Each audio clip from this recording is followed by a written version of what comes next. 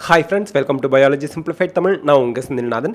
இந்த வாரம் நம்ம தன்னம்பிக்கை பேட்ச் 2025ல பயாலஜிக்கல் கிளாசிஃபிகேஷன் பார்க்க போறோம் வீக் 2ல.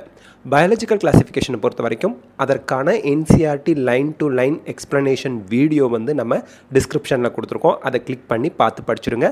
இது கொஞ்சம் பெரிய சாப்டர். படிக்கிறது மட்டும் பத்தாது, ஸ்டடி, ப்ராக்டிஸ், அனலைஸ்.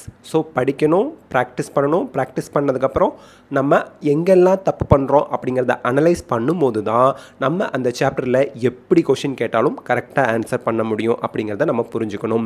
பயாலஜி என்ன தான் எக்ஸாமில் ஈஸியாக வந்தாலுமே கூட, நீட் எக்ஸாமில் பயாலஜி ஈஸியாக வந்தாலுமே கூட எவ்வளோக்கு எவ்வளோ கொஷின்ஸ் நிறைய ப்ராக்டிஸ் பண்ணியிருக்காங்களோ அவ்வளோக்கு அவ்வளோ அந்த ஸ்டூடெண்ட்ஸ் அதிக மார்க் வாங்குவாங்க. ப்ராக்டிஸ் ஜாஸ்தியாக இருந்தால் மட்டும்தான் பயாலஜியில் நீங்கள் அதிக மார்க் வாங்க முடியும். Don't underestimate biology. So biological classification chapter இந்த வாரம் வீக் 2ல தன்னம்பிக்கை பேட்ச் 2025ல நம்ம கம்ப்ளீட் பண்ணுறோம்.